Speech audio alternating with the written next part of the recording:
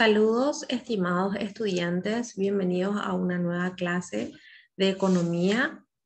Como siempre suelo comentarles, para los que todavía no se acuerdan de mi nombre, soy Susana Ortigosa y hoy vamos a estar viendo la unidad 3 y la unidad 4 que hacen referencia un poco a algo muy importante en economía que es la demanda y la oferta.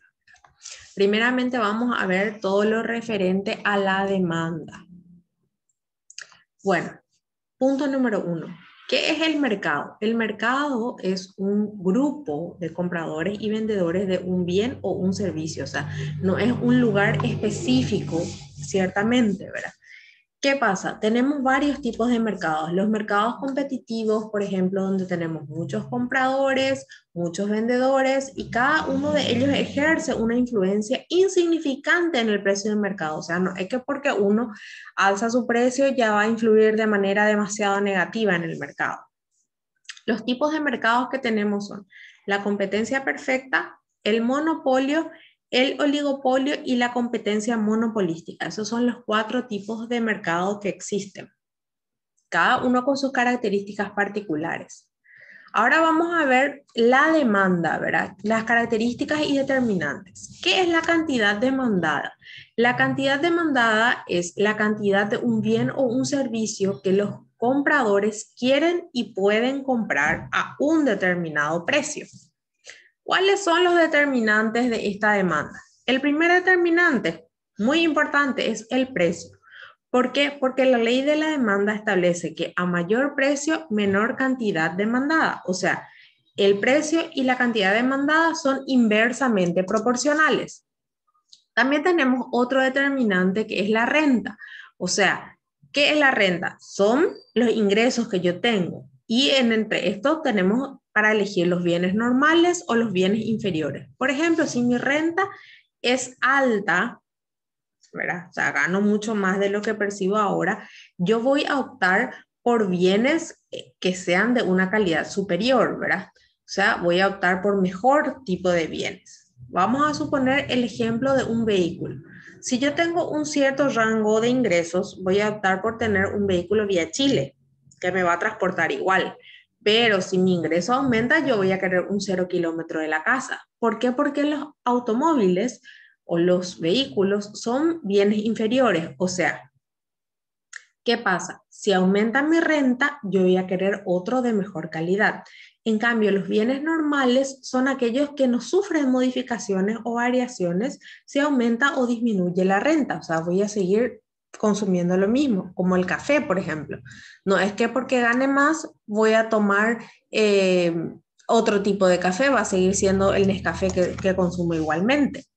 El precio de los bienes relativos, o sea, tenemos los bienes sustitutos y los bienes complementarios. Los bienes complementarios, como dicen, son los que se complementan entre sí.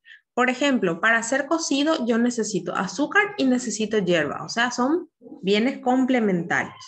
¿Y cuáles son bienes sustitutos? O yo tomo té o tomo café, o tomo chocolate o tomo café. No puedo tomar las dos cosas al mismo tiempo. Entonces, al ser sustitutos, si uno sube de precio, entonces va a aumentar la demanda del otro bien. Después tenemos los gustos y preferencias del consumidor. ¿Qué pasa? Este es un punto muy importante porque el comportamiento del consumidor es el que define finalmente la decisión de compra que se va a tener, o sea, cómo se va a comportar el mercado y para generar esa decisión de compra al final del día, los gustos tienen mucho que ver, o sea, lo que está de moda, las tendencias de mercado. Vamos a suponer, hace unos años atrás, bueno, se usaba un tipo de vestimenta para las mujeres, ahora esto está cambiando. Antes, qué sé yo, se usaba otro tipo de peinados, ahora cambia también. Entonces, todo ese tipo de cosas influyen en los gustos y preferencias del consumidor. Lo mismo, desde que tenemos la pandemia por COVID, el uso de tapabocas es obligatorio. Antes ni siquiera se nos pasaba por la cabeza tener que comprar eso, ni que forme parte de algo que nosotros habitualmente usamos. Sin embargo, ahora es prácticamente obligatorio que en cada casa y cada persona tenga su stock de tapabocas, ya sean los de uso descartable o los de tela, por ejemplo. Las expectativas juegan un rol fundamental dentro de la demanda. ¿Por qué? Porque es nosotros, o sea, hace referencia a lo que nosotros esperamos del futuro, por ejemplo, ¿verdad? Y eso puede influir en nuestra demanda actual de un bien o un servicio. Bueno, en la foto que yo les compartí, ¿verdad? Es el clásico, expectativa versus realidad, ¿verdad? A veces nosotros tenemos unas expectativas demasiado grandes como la que se ve en la foto, pero nuestra realidad es otra, ¿verdad? Entonces, eso pasa un poco en la vida cotidiana. Tenemos una condición muy propia en economía, que es la condición ceteris paribus, que viene del latín, ¿verdad? Que significa manteniéndose todo lo demás constante. Es decir, manteniendo todos los demás factores constantes, ¿qué es lo que va a cambiar si se modifica el precio? Solamente el precio, todo lo demás permanece constante. Entonces, ¿cómo va a afectar eso a la demanda o a la oferta de ciertos bienes o servicios?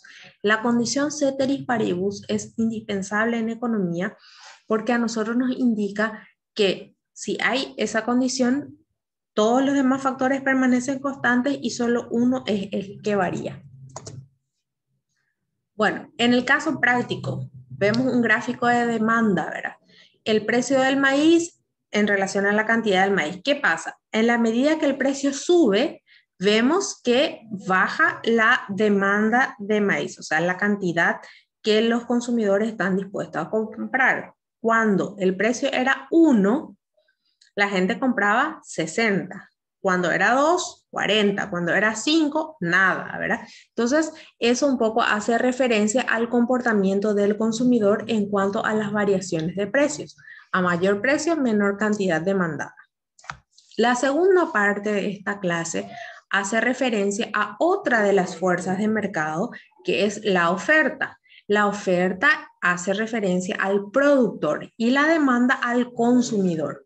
Bueno, dentro de lo que es el tema del productor y la oferta no significa lo que nosotros habitualmente asociamos que son los precios bajos o cuando en algún comercio quieren bajar el precio y dicen está de oferta, ¿verdad? Sino la oferta se trata acerca de la cantidad de bienes o servicios que un productor está dispuesto a poner en el mercado a ese determinado precio. En la oferta también el precio juega un papel muy importante y es un determinante. ¿Por qué? Porque según esta ley de la oferta, si el precio sube, aumenta la cantidad ofrecida. Evidentemente, yo como vendedor, como productor, a mayor precio quiero vender más. Los precios de los factores. ¿Qué son precios de los factores? Son los insumos, la materia prima, el costo de producción. ¿Y qué es lo que siempre tenemos que considerar como factores de producción? Y esto ustedes como futuros administradores de empresa hasta el cansancio van a ir desarrollando, ¿verdad? Pero yo sencillamente les recuerdo que son los 3 clásicos: tierra, capital, trabajo, y el nuevo que es tecnología, ¿verdad? Combinados estos factores de producción es que nosotros vamos produciendo bienes y servicios para el consumo de la comunidad. La tecnología también es otro determinante de la oferta. ¿Por qué? Porque los avances tecnológicos permiten a los productores producir más y mejor en una menor cantidad de tiempo con menor cantidad de recursos. Por decirles, hace 200 años, un economista que era bastante pesimista, que es Robert Malthus, decía que toda la humanidad iba a desaparecer porque nos íbamos a morir todos de hambre, porque para ese entonces y con la tecnología que existía en aquel momento, iba a ser imposible alimentar a toda la población existente, porque decía, la población crece en proporción exponencial, mientras que los recursos crecen en una proporción aritmética, o sea, los recursos crecen más poco y la población aumenta demasiado. Entonces, ¿cómo le iban a alimentar a todos? Por supuesto que Robert Malthus no consideró que iban a haber avances tecnológicos, que iban a haber maquinarias que faciliten el trabajo de la agricultura y la ganadería en el tiempo. También las expectativas juegan un papel muy importante dentro de lo que es el comportamiento del productor a través de la oferta. ¿Por qué? Porque las expectativas a futuro influyen de cierta manera en el comportamiento del productor. O sea, por decirles, hoy en día, estas expectativas que tenemos acerca del COVID, por ejemplo, hacen que los productores de repente digan, no, voy a trabajar a media máquina nomás, o las ventas van a ser menores. Entonces, todo eso influye, en este caso de manera muy negativa, en el comportamiento del productor.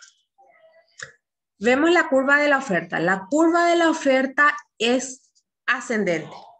La curva de la demanda es descendente. ¿Por qué la curva de la oferta es ascendente? Porque a mayor precio, mayor cantidad ofrecida. La curva de la demanda, a mayor precio, menor cantidad demandada. Entonces, esas cosas son muy importantes a tener en cuenta para lo que va a venir después, que es un poco la parte gráfica, la parte más interpretativa que vamos a tener de la oferta y la demanda. Cuando la oferta y la demanda se juntan, ocurre el punto de equilibrio. Y el punto de equilibrio es la situación donde la oferta y la demanda se cruzan a un determinado precio y una determinada cantidad. Por eso hablamos de el punto de equilibrio en que la oferta y la demanda son iguales. Es el punto en el cual se vacía el mercado. Tenemos dos tipos de situaciones importantes. Uno, cuando existe el exceso de oferta, y otro cuando existe el exceso de demanda. El exceso de oferta ocurre cuando el precio está por encima del punto de equilibrio. O sea, hay gran cantidad que los productores quieren ofrecer, quieren vender, quieren ubicar. Hay un exceso de oferta, pero la gente no está queriendo comprar a ese precio. Cuando el precio está por debajo del punto de equilibrio, existe un exceso de demanda. O sea, hay mucha gente queriendo comprar ese producto, pero hay escasez de ese bien. Entonces, estas dos situaciones son las que se dan en cuanto al punto de equilibrio, el exceso de oferta y el exceso de demanda. Hay tres pasos para analizar los cambios del equilibrio. El paso 1, preguntarnos, ¿se desplaza la curva de oferta o la curva de demanda?